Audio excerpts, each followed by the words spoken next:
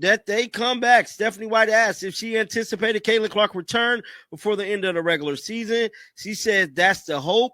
The hope is that she's come back. Now, a lot of people was kind of insinuating that Caitlin Clark could be coming back today. Now, Odyssey Sims will start today. Stephanie White says Lexi Hall to the bench. So Lexi Hall will be getting benched this game, which is I don't know why. It is what it is. And that's pretty much it. Now, I believe the coverage of this has not come out yet onto YouTube. Let me go check. Recent developments have emerged regarding Caitlin Clark's potential comeback for the 2025 season, with head coach Stephanie White providing insights during a recent media session. The Indiana Fever coach addressed questions about Clark's anticipated return while discussing the team's current situation and injury challenges. When pressed about whether Clark would rejoin the roster before the regular season concludes, White expressed optimism while maintaining caution. She emphasized that the primary concern remains Clark's complete recovery and long-term well-being rather than rushing her back into action. The coach made it clear that achieving full health takes precedence over any immediate return timeline. The coverage of this has not come out yet onto YouTube. Let me go check. I don't believe the footage of this up. Is this it? I think it just dropped. Let's give it a listen real quick and check out exactly what Stephanie White had to say live, bro. So this is a very interesting topic here, man. Let's give it a buzz. Hold on. White highlighted how Clark's previous attempts to return quickly from injury have served as valuable lessons. These experiences have reinforced the importance of ensuring complete readiness before stepping back onto the court. The coaching staff and medical team continue to stress patience with the young player, emphasizing the bigger picture of her career longevity. The discussion also touched on team adjustments, with Odyssey Sims set to take the starting position while Lexi Hall moves to the bench for upcoming games. This roster shuffle reflects the team's efforts to manage their current personnel challenges while maintaining competitive performance. Hold on.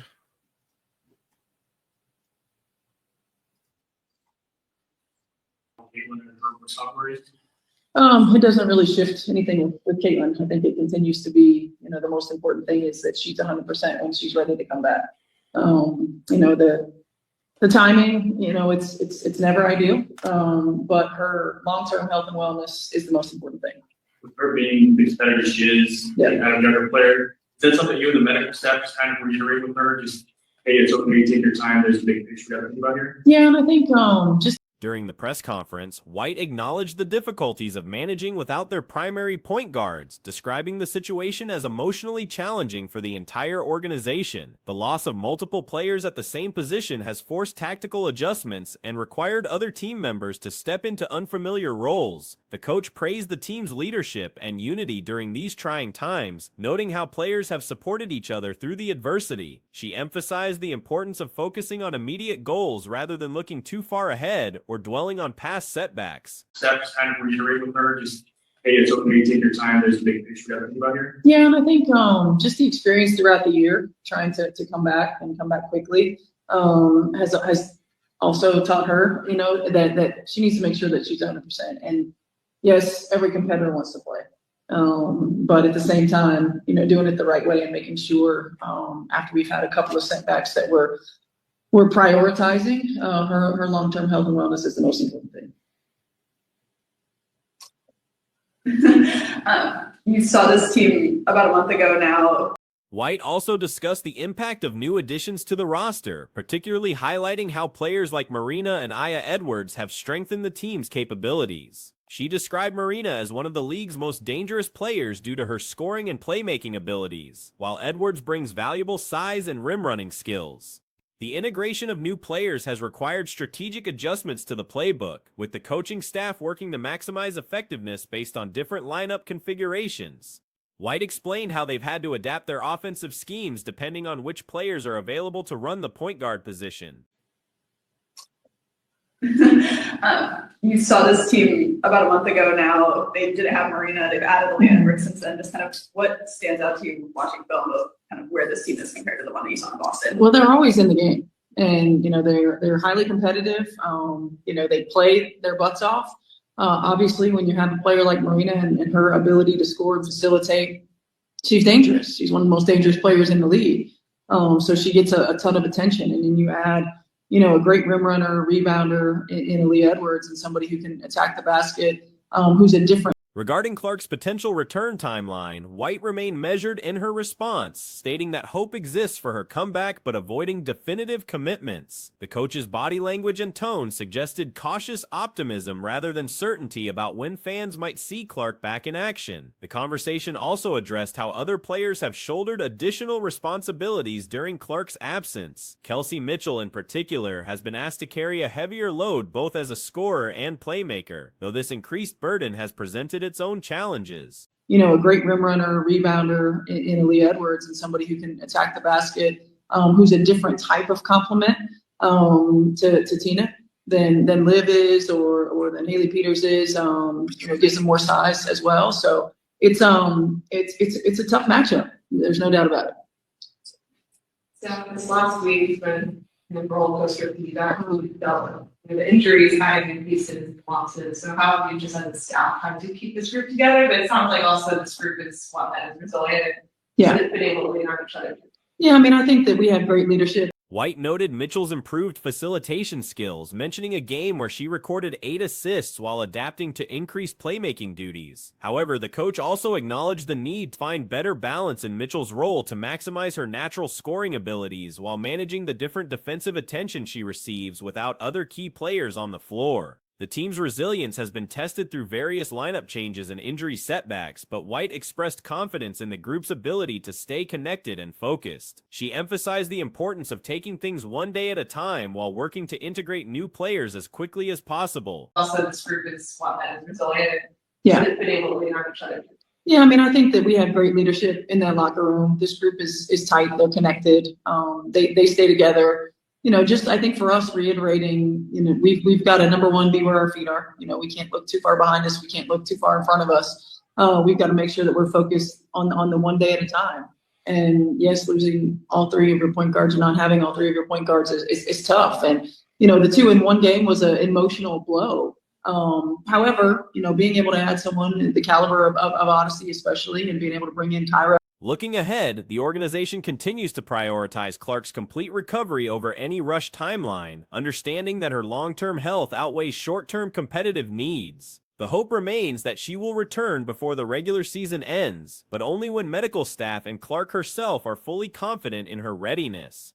The situation reflects broader challenges faced by professional teams when dealing with key player injuries and the delicate balance between competitive urgency and player welfare. White's measured approach suggests the organization has learned from previous experiences and is committed to making decisions that serve both immediate team needs and long-term player health. However, being able to add someone the caliber of Odyssey, especially, and being able to bring in Kyra, now it's just trying to integrate as quickly as possible.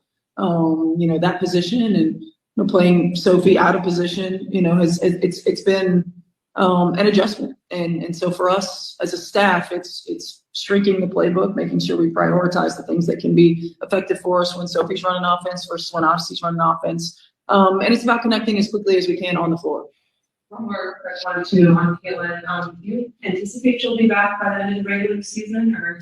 That's the Following another disappointing defeat by the Indiana Fever against the Washington Mystics, significant criticism has emerged regarding head coach Stephanie White's decision-making. The loss comes just one day after their defeat to the Dallas Wings, raising serious questions about team management. The most controversial aspect of the game was White's choice to completely bench Chloe Bibby, a player known for her reliable scoring ability. Bibby typically contributes crucial three-point shots when given playing time, often scoring multiple baskets in minimal minutes on the court. It's Chloe Bibby, who all Chloe Bibby does is come in the game and knock down like 3 big threes. That's all she does. Sometimes she knocks down 2 in like a minute and a half.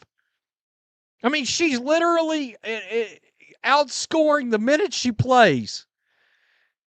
Did she think the scoring was so great last night that she thought she ought to just ride the bench?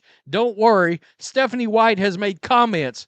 Don't worry. We'll get to the Fever fans that noticed it last night. Her absence was particularly noticeable given the team's offensive struggles throughout the contest. When questioned about the decision to keep Bibby on the bench, White provided a brief explanation focused on defensive matchups. She stated that the choice was primarily based on how the team planned to defend against their opponents and the switching schemes they intended to employ. However, this reasoning has not satisfied many observers who believe Bibby's offensive contributions were needed. Fever fans that noticed it last night. I mean, Chloe Bibby should be on this team next year. All right? Can we say the same for the coach? Question mark.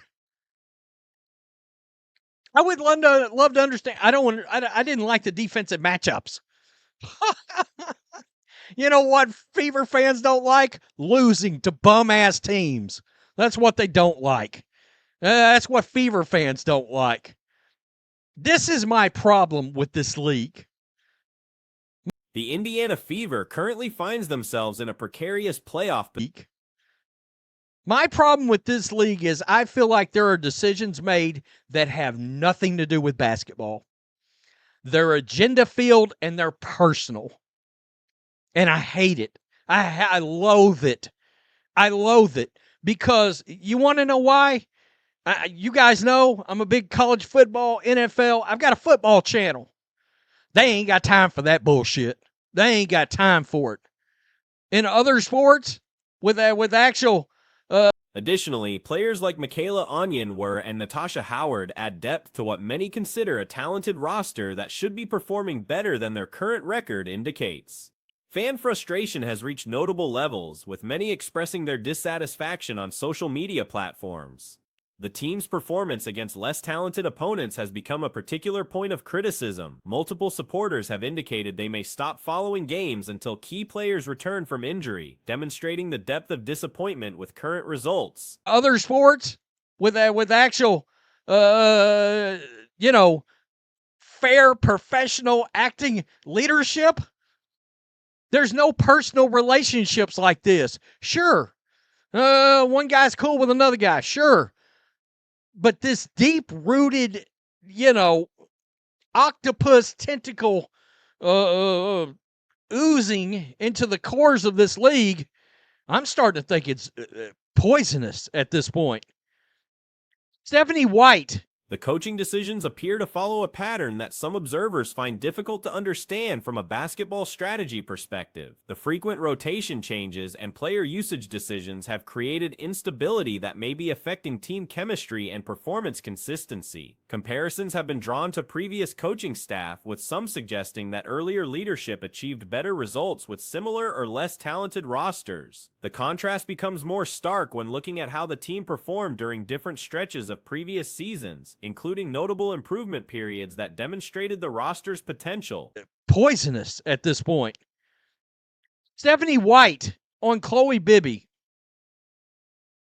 Tonight, were there thoughts maybe plugging her in to try and spark the offense a little bit, or what was the decision behind not playing her tonight? Yeah, there were some thoughts. I think that it matched up defensively more than anything with the way that we were going to try to play them, or in some of our switches and things like that. So that was mostly the reason. Yeah, there were some thoughts. What was it? The only thought you had all night long, because you looked pretty benign on. The current situation raises questions about whether the coaching approach aligns with maximizing the team's competitive advantages. With limited time remaining in the regular season and playoff positioning at stake, every game carries increased importance for the franchise's immediate future. Statistical performance during recent games suggests that offensive production has been insufficient, particularly in close contests where reliable scoring options like Bibby might have made a difference. The decision to keep such players unavailable during crucial moments continues to generate debate among those following the team closely. On the once again, she has mastered the crossing of said arms on the side. I'm telling you right now, guys, I would take my chances with Austin Kelly right now. Right now, I would take my chances with that dude. I keep thinking she won't be back. I think she might resign because player development and utilization strategies appear to be areas where different approaches might yield better results. The roster construction suggests capabilities that aren't being fully realized in game situations, leading to questions about tactical implementation and player deployment decisions. Recent acquisitions during the season, including players like Ari McDonald and Chloe Bibby, were viewed as positive additions that could contribute to team success. However, the limited usage of these resources has prevented their full impact from being realized in competitive situations. She's going to get this every single time there is some kind of bullshit like this, or they underperform, and they are underperforming. This team, even with these injuries, this team is loaded with talent. Loaded. Even with Caitlin Clark out, I would argue that they've got the third most talented team in the league, maybe. Serious. I mean, Lexi, Aaliyah Boston, Kelsey Mitchell.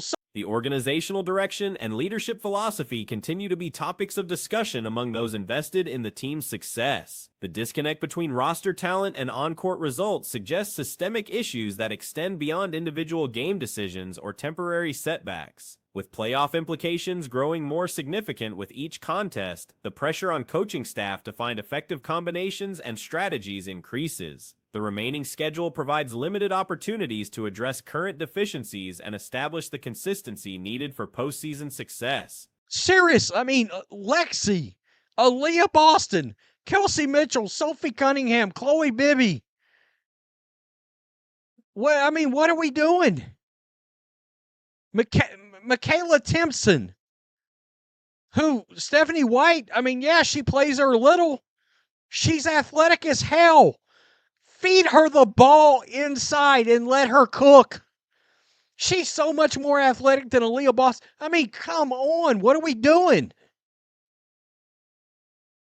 So, the situation reflects broader challenges within professional sports regarding decision-making processes, player relationships, and competitive priorities. When talented rosters underperform relative to expectations, questions naturally arise about leadership effectiveness and strategic implementation. Moving forward, the organization faces decisions about personnel, both in terms of player utilization in the short term and longer-term planning considerations. The current trajectory suggests significant evaluation will be necessary regarding all aspects of team operations and competitive approach.